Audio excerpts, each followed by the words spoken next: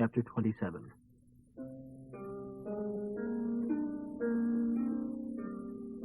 One day in Isaac's old age, when he was half blind, he called for Esau, his oldest son. My son, Yes, Father? I am an old man now, and expect to die most any day. Take your bow and arrows out into the fields, and get me some venison, and prepare it just the way I like it, savory and good, and bring it here for me to eat. And I will give you the blessings that belong to you, my firstborn son, before I die. But Rebekah overheard the conversation. So when Esau left for the field to hunt for the venison, she called her son Jacob and told him what his father had said to his brother. Now do exactly as I tell you. Go out to the flocks and bring me 2 young goats, and I'll prepare your father's favorite dish from them. Then take it to your father, and after he has enjoyed it, he will bless you before his death, instead of Esau. But, Mother, he won't be fooled that easily. Think how hairy Esau is and how smooth my skin is. What if my father feels me? He'll think I'm making a fool of him and curse me instead of blessing me.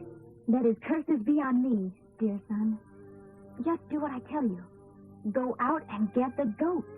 So Jacob followed his mother's instructions, bringing the dressed kids, which she prepared in his father's favorite way. Then she took Esau's best clothes, they were there in the house, and instructed Jacob to put them on.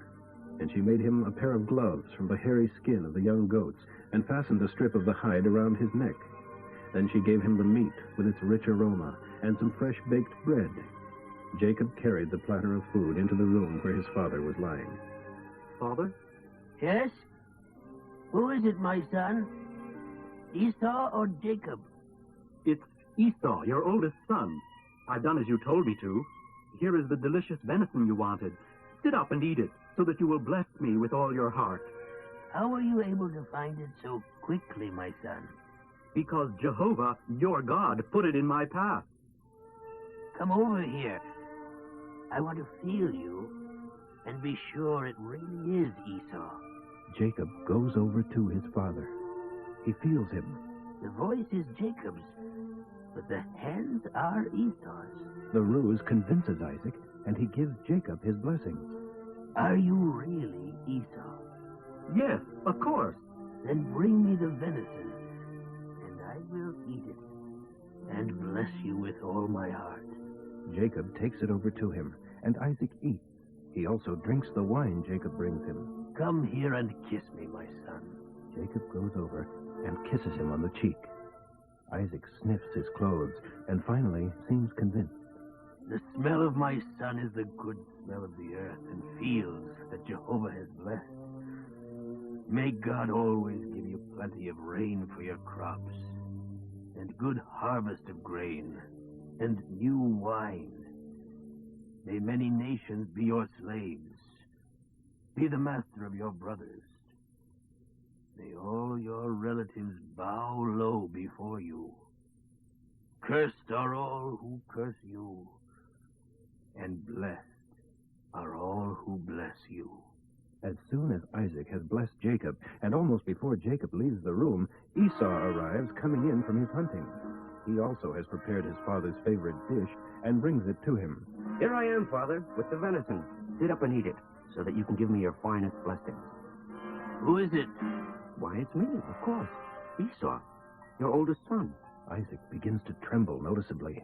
Then who is it who was just here with venison, and I have already eaten it and blessed him with irrevocable blessing? Esau begins to sob with deep and bitter sobs. My father, bless me.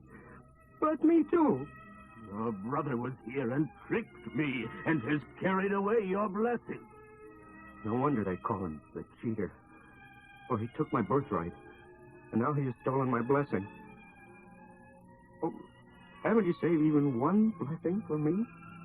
I have made him your master, and have given him yourself and all of his relatives as his servants.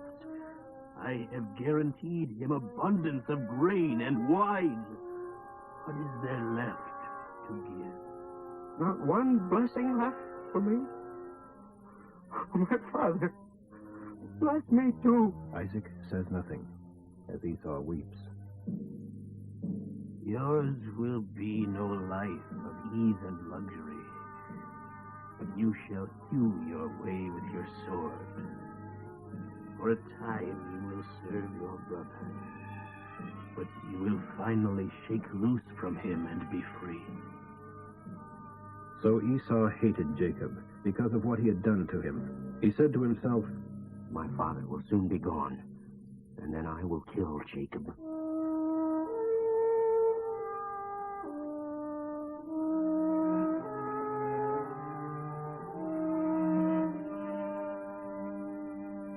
But someone got wind of what he was planning and reported it to Rebekah. She sent for Jacob and told him that his life was being threatened by Esau. This is what to do. Flee to your uncle Laban in Haran. Stay there with him a while until your brother's fury is spent, and he forgets what you have done.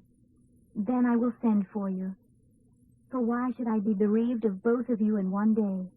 Then Rebekah said to Isaac, I'm sick and tired of these local girls. I'd rather die than see Jacob marry one of them. Chapter 28. So Isaac called for Jacob and blessed him and said to him, Don't marry one of these Canaanite girls. Instead, go at once to Padan Aram, to the house of your grandfather Bethuel, and marry one of your cousins, your uncle Laban's daughters.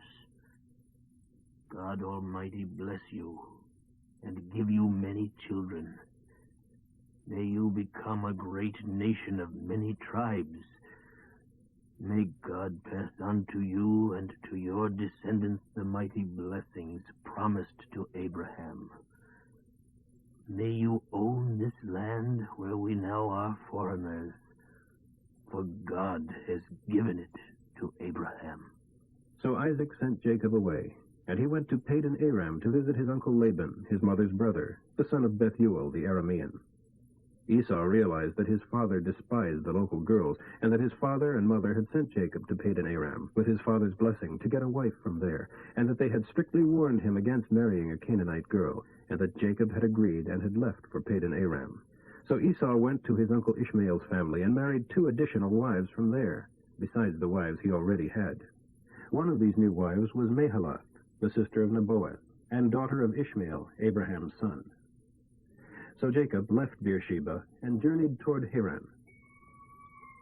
That night, when he stopped to camp at sundown, he found a rock for a headrest and lay down to sleep, and dreamed that a staircase reached from earth to heaven, and he saw the angels of God going up and down upon it.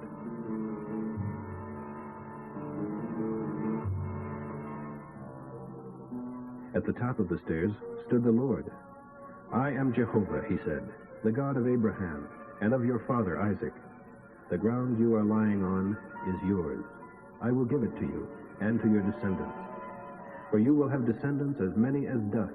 They will cover the land from east to west, and from north to south. And all the nations of the earth will be blessed through you and your descendants. What's more, I am with you, and will protect you wherever you go, and will bring you back safely to this land.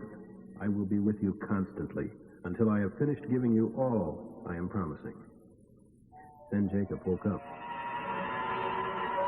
God lives here. I've stumbled into his home.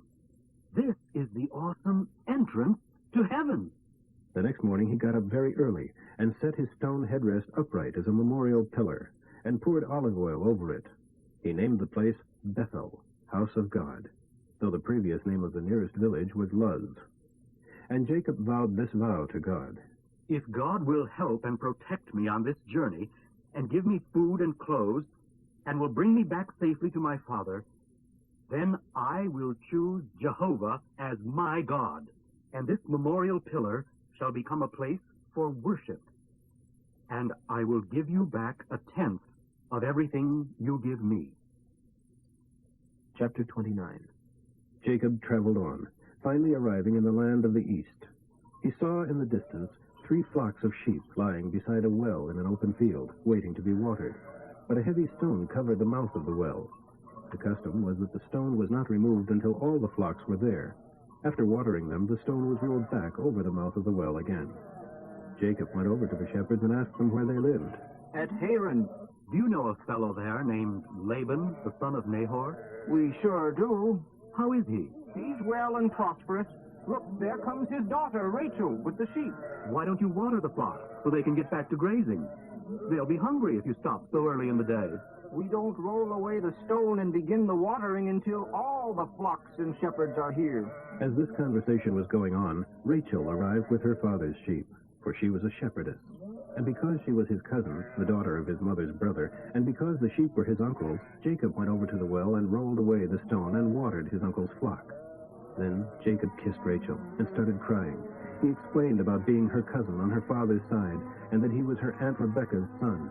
She quickly ran and told her father, Laban, and as soon as he heard of Jacob's arrival, he rushed out to meet him and greeted him warmly and brought him home. Then Jacob told him his story. Just think, my very own flesh and blood.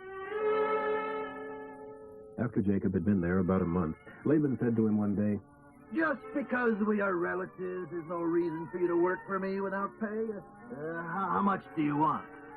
Now, Laban had 2 daughters, Leah, the older, and her younger sister, Rachel. Leah had lovely eyes, but Rachel was shapely, and in every way a beauty. Well, Jacob was in love with Rachel, so he told her father, I'll work for you 7 years. If you'll give me Rachel as my wife. Agreed. I'd rather give her to you than to someone outside the family. So Jacob spent the next 7 years working to pay for Rachel. But they seemed to him but a few days. He was so much in love. Finally, the time came for him to marry her. I have fulfilled my contract. Now, give me my wife so that I can sleep with her. So Laban invited all the men of the settlement to celebrate with Jacob at a big party. Afterwards, that night, when it was dark, Laban took Leah to Jacob, and he slept with her. And Laban gave to Leah a servant girl, Zilpah, to be her maid. But in the morning, it was Leah. What sort of trick is this? I worked for 7 years for Rachel. What do you mean by this trickery? It's not our custom to marry off a younger daughter ahead of her sister. Wait until the bridal week is over, and you can have Rachel, too, if you promise to work for me another 7 years. So Jacob agreed to work 7 more years. Then Laban gave him Rachel, too. And Laban gave to Rachel a servant girl, Bilhah, to be her maid. So Jacob slept with Rachel, too, and he loved her more than Leah, and stayed and worked the additional 7 years. But because Jacob was slighting Leah, Jehovah let her have a child, while Rachel was barren. So Leah became pregnant, and had a son, Reuben, meaning God has noticed my trouble. For she said, Jehovah has noticed my trouble. Now my husband will love me. She soon became pregnant again, and had another son, and named him Simeon, meaning Jehovah heard. For she said, Jehovah heard that I was unloved, and so he has given me another son. Again she became pregnant, and had a son, and named him Levi, meaning attachment. For she said, Surely now my husband will feel affection for me, since I have given him 3 sons. Once again she was pregnant, and had a son, and named him Judah, meaning praise. For she said, Now I will praise Jehovah. And then she stopped having children. Chapter 30. Rachel, realizing she was barren, became envious of her sister. Give me children or I'll die. Jacob flew into a rage. Am I God? He is the one who is responsible for your barrenness. Then Rachel told him, Sleep with my servant girl Bilhah, and her children will be mine. So she gave him Bilhah to be his wife, and he slept with her. And she became pregnant and presented him with a son. Rachel named him Dan, meaning justice, for she said, God has given me justice and heard my plea and given me a son. Then Bilhah, Rachel's servant girl, became pregnant again and gave Jacob a second son. Rachel named him Naphtali, meaning wrestling, for she said, I am in a fierce contest with my sister, and I am winning. Meanwhile, when Leah realized that she wasn't getting pregnant anymore, she gave her servant girl Zilpah to Jacob to be his wife. And soon Zilpah presented him with a son. Leah named him Gad, meaning my luck has turned. Then Zilpah produced a second son, and Leah named him Asher, meaning happy, for she said, What joy is mine! The other women will think me blessed indeed.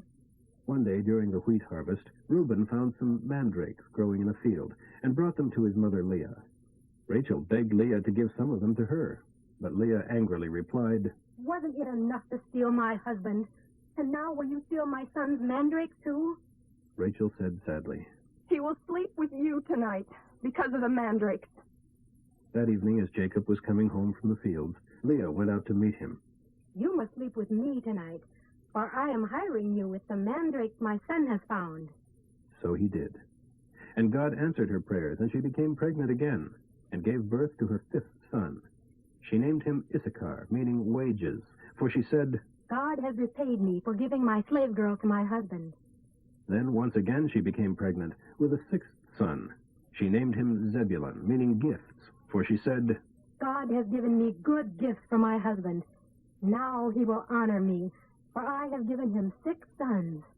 Afterwards, she gave birth to a daughter and named her Dinah. Then God remembered about Rachel's plight and answered her prayers by giving her a child, for she became pregnant and gave birth to a son. God has removed the dark slur against my name. And she named him Joseph, meaning, May I also have another? For she said, May Jehovah give me another son. Soon after the birth of Joseph to Rachel, Jacob said to Laban, I want to go back home. Let me take my wives and children, for I earned them from you, and be gone, for you know how fully I have paid for them with my service to you. Please, don't leave me. For a fortune teller that I consulted told me that the many blessings I've been enjoying are all because of your being here. How much of a raise do you need to get you to stay? Whatever it is, I'll pay it. You know how faithfully I've served you through these many years, and how your flocks and herds have grown. For it was little indeed you had before I came, and your wealth has increased enormously. Jehovah has blessed you from everything I do. But now, what about me? When should I provide for my own family? What wages do you want? If you will do one thing, I'll go back to work for you. Let me go out among your flocks today and remove all the goats that are speckled or spotted, and all the black sheep. Give them to me as my wages. Then, if you ever find any white goats or sheep in my flock, you will know that I have stolen them from you. All right, it shall be as you have said. So that very day Laban went out and formed a flock for Jacob of all the male goats that were ringed and spotted, and the females that were speckled and spotted with any white patches, and all of the black sheep. He gave them to Jacob's sons to take them 3 days' distance, and Jacob stayed and cared for Laban's flock.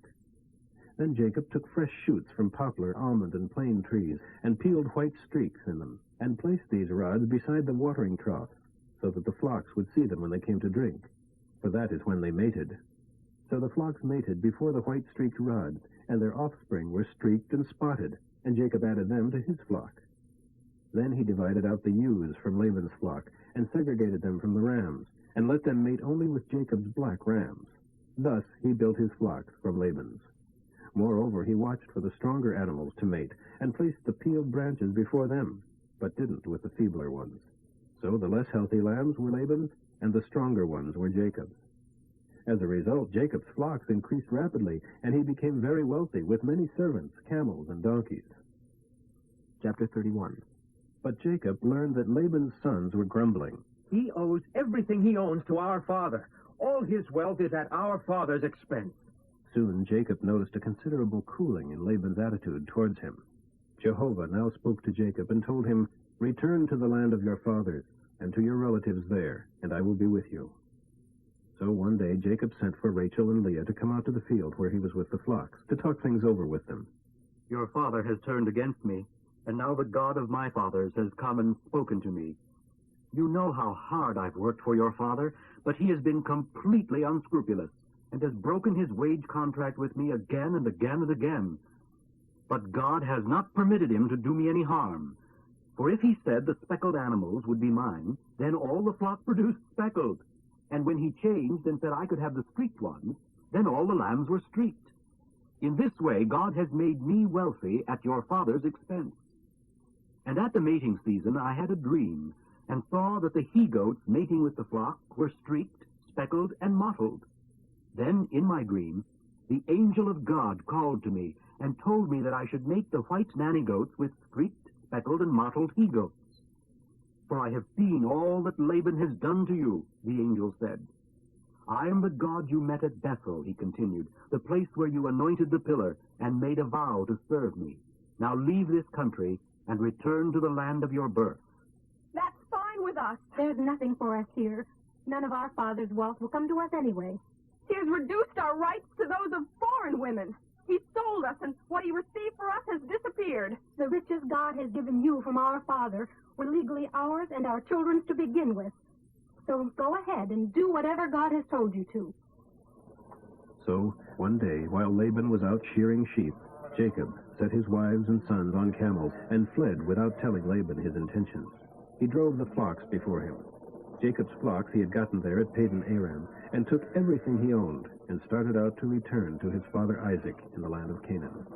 So he fled with all of his possessions, and Rachel stole her father's household gods and took them with her, and crossed the Euphrates River and headed for the territory of Gilead. Laban didn't learn of their flight for 3 days. Then, taking several men with him, he set out in hot pursuit and caught up with them 7 days later at Mount Gilead. That night, God appeared to Laban in a dream. "Watch out what you say to Jacob," he was told. "Don't give him your blessing, and don't curse him." Laban finally caught up with Jacob as he was camped at the top of a ridge. Laban, meanwhile, camped below him in the mountains. What do you mean by sneaking off like this? Are my daughters prisoners captured in a battle that you have rushed them away like this? Why didn't you give me a chance to have a farewell party with singing and orchestra and a harp? Why didn't you let me kiss my grandchildren and tell them goodbye? This is a strange way to act. I could crush you, but the God of your father appeared to me last night and told me, be careful and not to be too hard on Jacob. But see here, though you feel you must go and long so intensely for your childhood home, why have you stolen my idols? I sneaked away because I was afraid. I said to myself, he'll take his daughters from me by force. But as for your household idols, a curse upon anyone who took them. Let him die. If you find a single thing we've stolen from you, I swear before all these men, I'll give it back without question. For Jacob didn't know that Rachel had taken them. Laban went first into Jacob's tent to search there, then into Leah's, and then searched the 2 tents of the concubines, but didn't find them. Finally, he went into Rachel's tent. Rachel, remember, was the one who had stolen the idols. She had stuffed them into her camel saddle and now was sitting on them. So although Laban searched the tents thoroughly, he didn't find them. Forgive my not getting up, Father, but I'm pregnant. Now Jacob got mad at Laban. What did you find? What is my crime? You have come rushing after me as though you were chasing a criminal and have searched through everything. Now, put everything I stole out here in front of us, before your men and mine, for all to see and to decide whose it is. 20 years I've been with you, and all that time I cared for your ewes and nanny goats so that they produced healthy offspring, and I never touched one ram of yours for food. If any were attacked and killed by wild animals, did I show them to you and ask you to reduce the count of your flock? No, I took the loss. You made me pay for every animal stolen from the flocks, whether I could help it or not. I worked for you through the scorching heat of the day and through the cold and sleepless nights. Yes, 20 years. 14 of them earning your 2 daughters and 6 years to get the flock. And you have reduced my wages 10 times. In fact, except for the grace of God, the God of my grandfather Abraham, even the glorious God of Isaac, my father, you would have sent me off without a penny to my name. But God has seen your cruelty and my hard work, and that is why he appeared to you last night. These women are my daughters, and these children are mine, and these flocks and all that you have, all are mine. So how could I harm my own daughters and grandchildren? Come now, and we will sign a peace pact, you and I, and we'll live by its terms. So Jacob took a stone and set it up as a monument, and told his men to gather stones and make a heap. And Jacob and Laban ate together beside the pile of rocks. They named it the witness pile, Jegar Sehedutha in Laban's language, and Galaed in Jacob's. This pile of stones will stand as a witness against us if either of us trespasses across this line. So it was also called the watchtower, Mizpah. For Laban said, May the Lord see to it that we keep this bargain when we are out of each other's sight. And if you are harsh to my daughters, or take other wives, I won't know, but God will see it. This heap stands between us as a witness of our vows that I will not cross this line to attack you, and you will not cross it to attack me. I call upon the God of Abraham and Nahor and of their father to destroy either one of us who does. So Jacob took oath before the mighty God of his father Isaac to respect the boundary line. Then Jacob presented a sacrifice to God there at the top of the mountain and invited his companions to a feast, and afterwards spent the night with them on the mountain. Laban was up early the next morning and kissed his daughters and grandchildren and blessed them and returned home. Chapter 32. So Jacob and his household started on again, and the angels of God came to meet him. When he saw them, he exclaimed, God lives here. So he named the place God's territory. Jacob now sent messengers to his brother Esau in Edom, in the land of Seir, with this message. Hello from Jacob. I have been living with Uncle Laban until recently, and now I own oxen, donkeys, sheep, and many servants, both men and women. I have sent these messengers to inform you of my coming, hoping that you will be friendly to us. The messengers returned with the news that Esau was on the way to meet Jacob with an army of 400 men. Jacob was frantic with fear. He divided his household, along with the flocks and herds and camels, into two groups, for he said, If Esau attacks one group, perhaps the other can escape. Then Jacob prayed, O God of Abraham, my grandfather, and of my father Isaac, O Jehovah, who told me to return to the land of my relatives and said that you would do me good. I am not worthy of the least of all your loving kindnesses shown me again and again, just as you promised me. For when I left home, I owned nothing except a walking stick, and now I am 2 armies. O Lord, please deliver me from destruction at the hand of my brother Esau, for I am frightened, terribly afraid that he is coming to kill me and these mothers and my children. But you promised to do me good, and to multiply my descendants until they become as the sand along the shores, too many to count. Jacob stayed where he was for the night, and prepared a present for his brother Esau, 200 nanny goats, 20 billy goats, 200 ewes, 20 rams, 30 milk camels with their colts, 40 cows, 10 bulls, 20 female donkeys, 10 male donkeys. He instructed his servants to drive them on ahead, each group of animals by itself, separated by a distance between. He told the men driving the first group that when they met Esau and he asked, Where are you going? Whose servants are you? Whose animals are these? They should reply, These belong to your servant Jacob.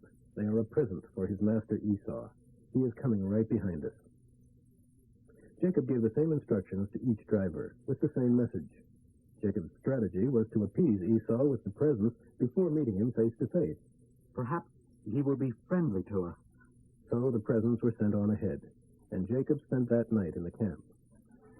But during the night he got up and wakened his 2 wives and his 2 concubines and 11 children, and took them across the Jordan River at the Jabbok ford, then returned again to the camp and was there alone.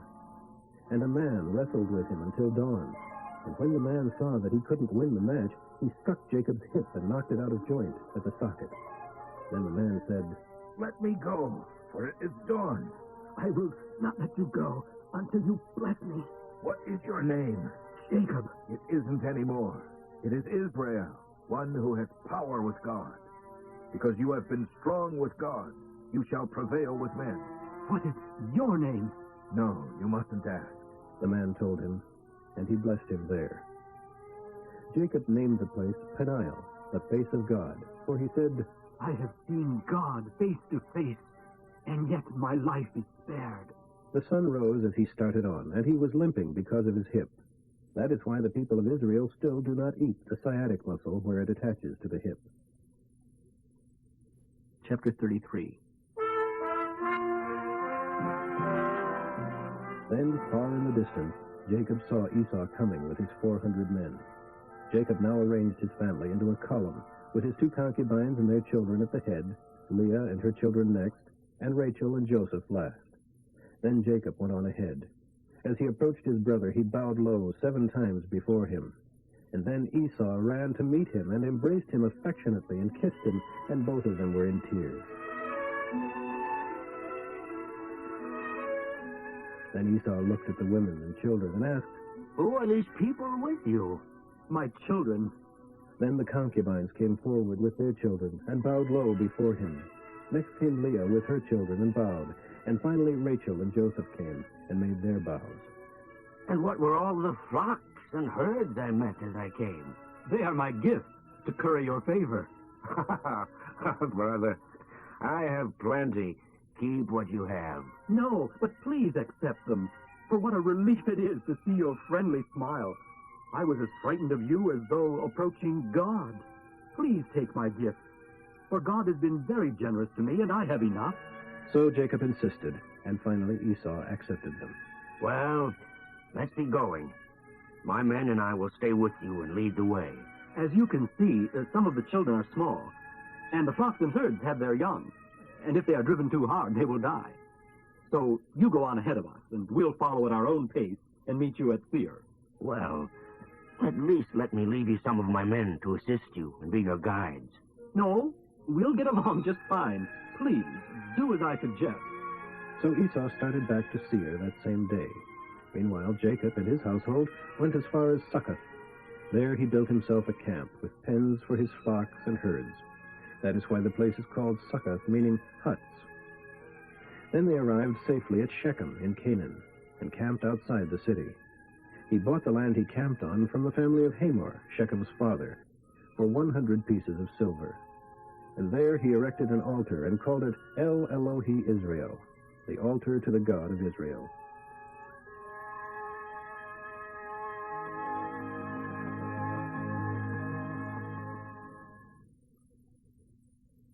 Chapter 34. One day, Dinah, Leah's daughter, went out to visit some of the neighborhood girls. But when Shechem, son of King Hamor the Hivite, saw her, he took her and raped her. He fell deeply in love with her and tried to win her affection. Then he spoke to his father about it. Get this girl for me. I want to marry her. Word soon reached Jacob of what had happened, but his sons were out in the fields herding cattle, so he did nothing until their return. Meanwhile, King Hamor, Shechem's father, went to talk with Jacob, arriving just as Jacob's sons came in from the fields, too shocked and angry to overlook the insult, for it was an outrage against all of them. Hamor told Jacob, My son Shechem is truly in love with your daughter and longs for her to be his wife. Please let him marry her. Moreover, we invite you folks to live here among us and to let your daughters marry our sons. And we will give our daughters as wives for your young men. And you shall live among us wherever you wish and carry on your business among us and become rich. Then Shechem addressed Dinah's father and brothers. Please, be kind to me and let me have her as my wife. I will give you whatever you require. No matter what dowry or gift you demand, I will pay it. Only give me the girl as my wife. Her brothers then lied to Shechem and Hamor, acting dishonorably because of what Shechem had done to their sister. They said, We couldn't possibly, for you are not circumcised. It would be a disgrace for her to marry such a man. I'll tell you what we'll do. If every man of you will be circumcised, then we will intermarry with you and live here and unite with you to become one people. Otherwise, we will take her and be on our way. Hamor and Shechem gladly agreed, and lost no time in acting upon this request, for Shechem was very much in love with Dinah, and could, he felt sure, sell the idea to the other men of the city, for he was highly respected and very popular. So Hamor and Shechem appeared before the city council and presented their request. Those men are our friends. Let's invite them to live here among us and ply their trade. For the land is large enough to hold them, and we can intermarry with them. But they will only consider staying here on one condition, that every one of us men be circumcised, the same as they are. But if we do this, then all they have will become ours, and the land will be enriched. Come on, let's agree to this so that they will settle here among us. So all the men agreed, and all were circumcised. But 3 days later, when their wounds were sore and sensitive to every move they made, 2 of Dinah's brothers, Simeon and Levi, took their swords, entered the city without opposition, and slaughtered every man there, including Hamor and Shechem. They rescued Dinah from Shechem's house and returned to their camp again. Then all of Jacob's sons went over and plundered the city, because their sister had been dishonored there.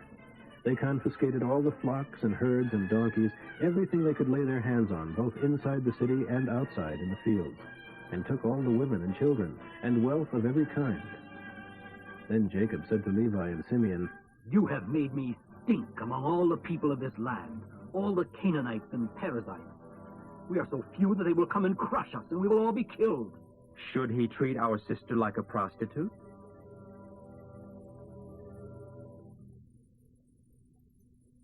Chapter 35.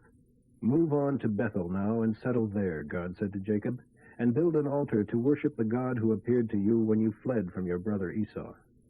So Jacob instructed all those in his household to destroy the idols they had brought with them, and to wash themselves, and to put on fresh clothing. For we are going to Bethel, and I will build an altar there to the God who answered my prayers in the day of my distress, and was with me on my journey. So they gave Jacob all their idols and their earrings, and he buried them beneath the oak tree near Shechem. Then they started on again, and the terror of God was upon all the cities they journeyed through, so that they were not attacked. Finally, they arrived at Luz, also called Bethel, in Canaan. And Jacob erected an altar there and named it the altar to the God who met me here at Bethel, because it was there at Bethel that God appeared to him when he was fleeing from Esau. Soon after this, Rebekah's old nurse Deborah died, and was buried beneath the oak tree in the valley below Bethel. And ever after it was called the Oak of Weeping. Upon Jacob's arrival at Bethel, en route from Padan Aram, God appeared to him once again and blessed him. And God said to him, You shall no longer be called Jacob, grabber, but Israel, one who prevails with God. I am God Almighty, the Lord said to him, and I will cause you to be fertile and to multiply and to become a great nation, yes, many nations. Many kings shall be among your descendants. And I will pass on to you the land I gave to Abraham and Isaac. Yes, I will give it to you and to your descendants. Afterwards, Jacob built a stone pillar at the place where God had appeared to him, and he poured wine over it as an offering to God, and then anointed the pillar with olive oil. Jacob named the spot Bethel, House of God, because God had spoken to him there. Leaving Bethel, he and his household traveled on toward Ephrath, Bethlehem. But Rachel's pains of childbirth began while they were still a long way away. After a very hard delivery, the midwife finally exclaimed, Wonderful! Another boy! And with Rachel's last breath, for she died, she named him Benoni, son of my sorrow. But his father called him Benjamin, son of my right hand. So Rachel died, and was buried near the road to Ephrath, also called Bethlehem. And Jacob set up a monument of stones upon her grave, and it is there to this day. Then Israel journeyed on and camped beyond the Tower of Eder. It was while he was there that Reuben slept with Bilhah, his father's concubine, and someone told Israel about it. Here are the names of the 12 sons of Jacob.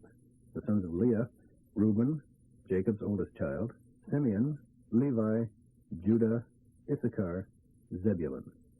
The sons of Rachel, Joseph, Benjamin. The sons of Bilhah, Rachel's servant girl, Dan, Naphtali.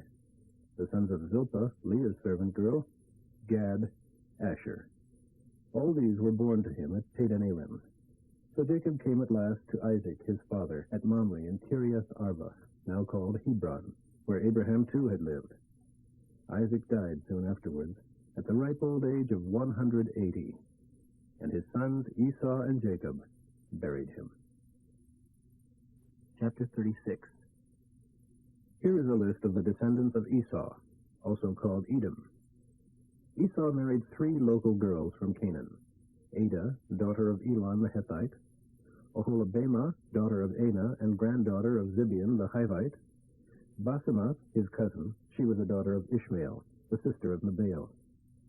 Esau and Ada had a son named Eliphaz. Esau and Basemath had a son named Reuel. Esau and Oholibamah had sons named Jeush, Jalam, and Korah.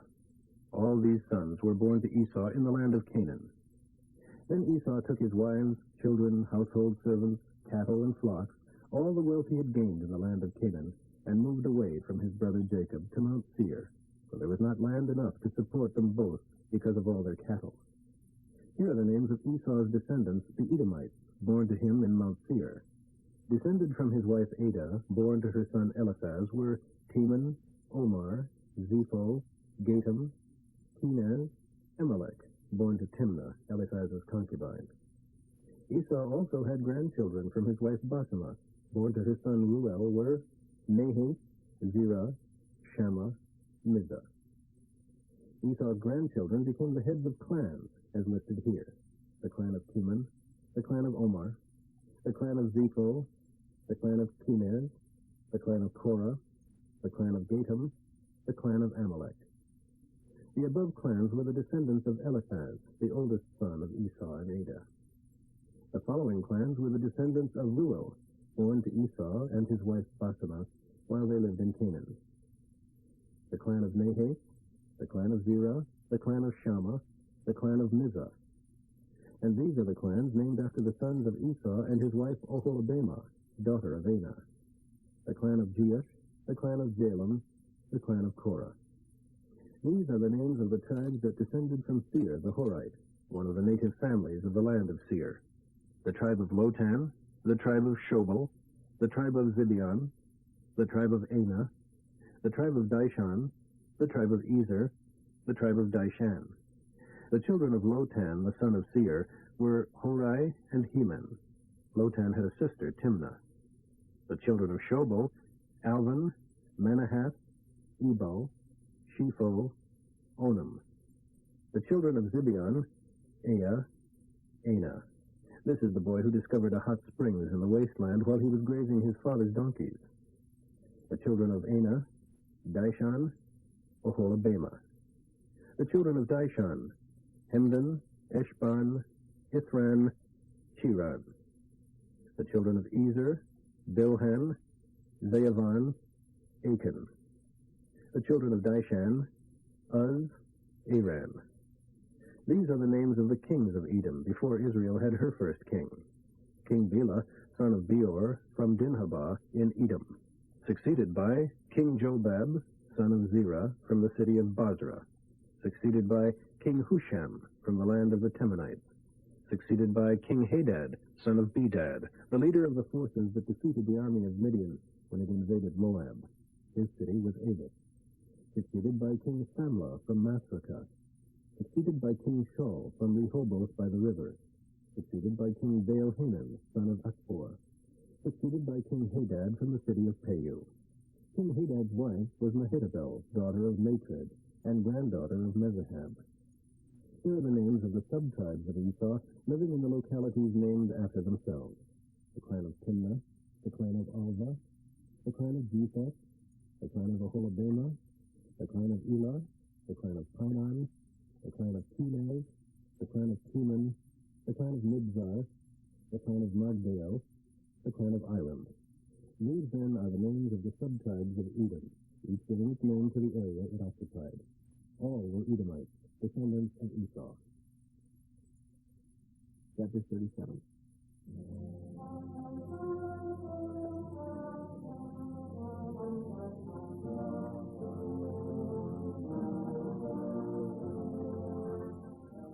So Jacob settled again in the land of Canaan, where his father had lived.